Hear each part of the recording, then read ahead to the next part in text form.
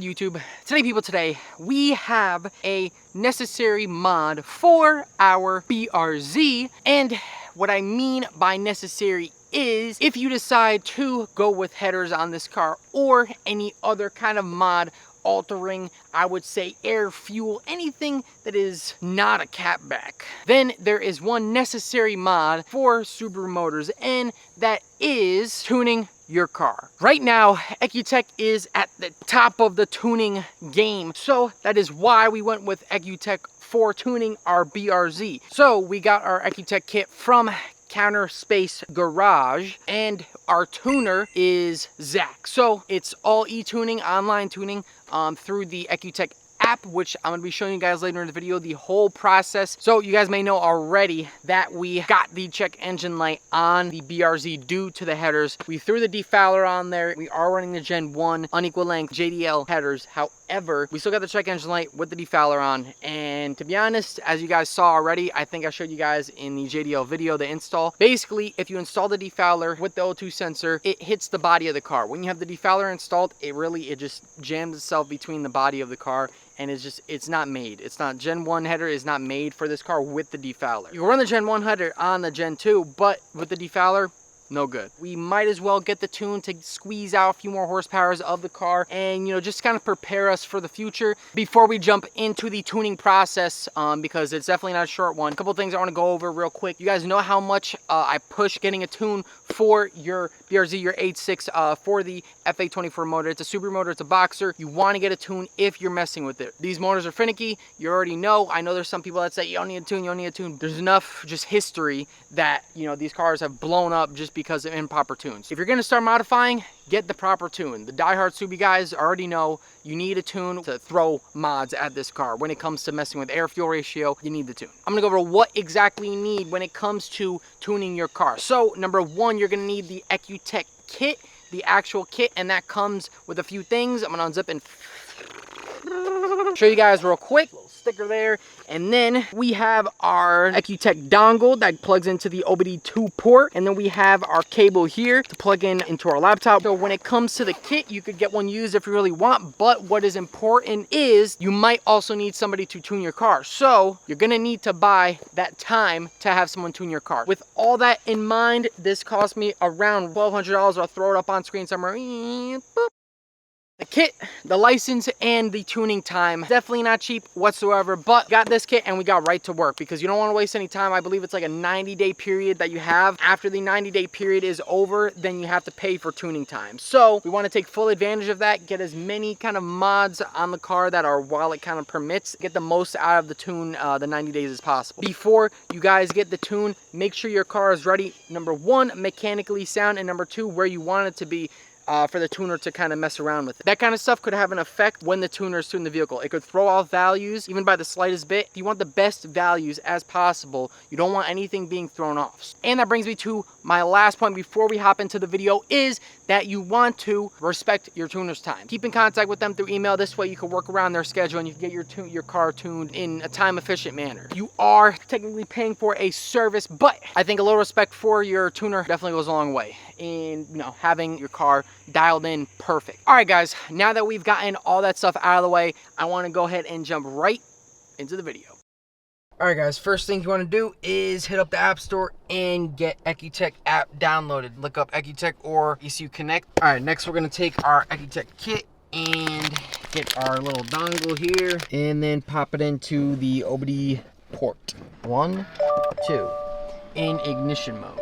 Go to settings, boom, the little cog in the bottom right corner, and then you want to add your tuner. You're also going to need to add your type of dongle. All right, we're going to go to my car. We want to send our car info to your tuner. Let's go to program ECU, and then we want to send vehicle info to tuner. Come down to settings, come down to max log file size. You want to bump that up. Okay, before we go ahead and do our data logging, we want to come and flash the ECU with the file the tuner sent us. So program ECU here, JDL unequal length v2 program. All right, when this is done, I will check back in with you guys. All right, everything is working as expected. Program, boom, and now it's time for the data log. right off rip, it's a lot quieter.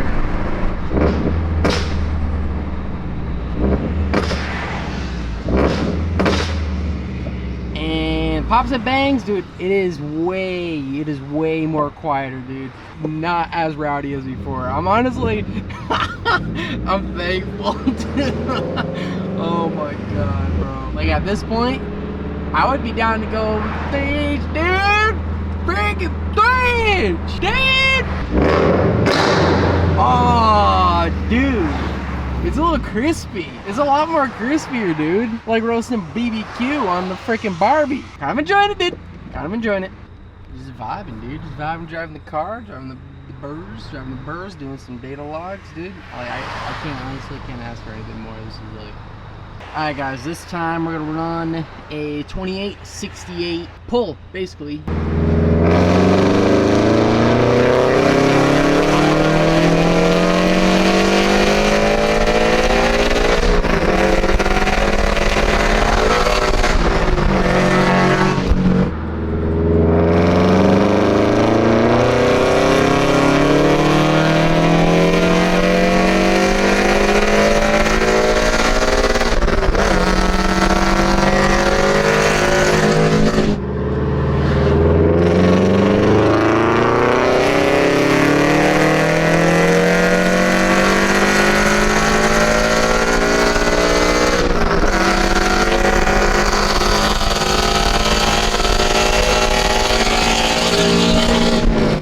That's enough for that. Stop it, and we're gonna send it. Quick little update, as you guys could see, or heard, the throttle response just when I hit the pulls, bro, absolutely linear. The exhaust sounds beautiful. Before it sounded like poo-poo, it sounded like wet farts. Now it's like way more kind of smoothed out. It's harmonic, to be honest. It sounds like unequal length. It sounds like a tuned unequal length header. Tune down the cold start. I didn't even ask you. Tune down the cold start, and I mean, just driving around town, it's bearable. I put my foot on the pedal, and there's no kind of dead space in the pedal like before. Tune, fix that, man, fix that. So you need it, man. It's perfect. Kind of curious as to what is the next step, as well as what needs to be fine-tuned, and yeah, I'm hyped. So I'll see you guys when Zach hits it back. Bow. Yo, I don't know if you guys heard too, so the downshifts don't pop crazy like before, but we get the upshift pops. That is crazy. Like we'll just bring it up to like 4 or 5 G's, and then, you know, shift it, boom. I'm like, yeah. It sounds so clean, bro. All right, let's see if we can run it again.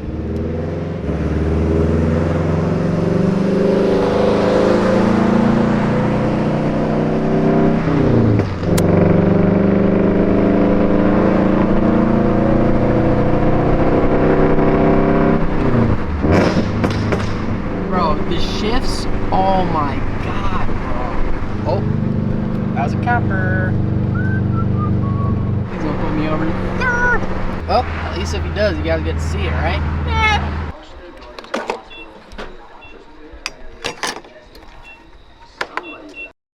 What are you bracing? I'm bracing myself.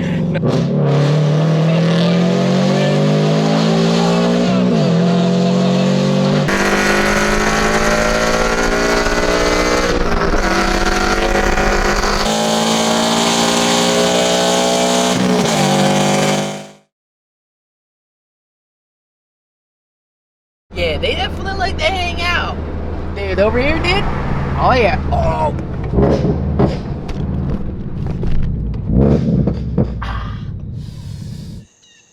But, bro, what are you doing? Messing up my video. What's next? What's next for the BRZ? What's next? A bug decided to land on my nose today.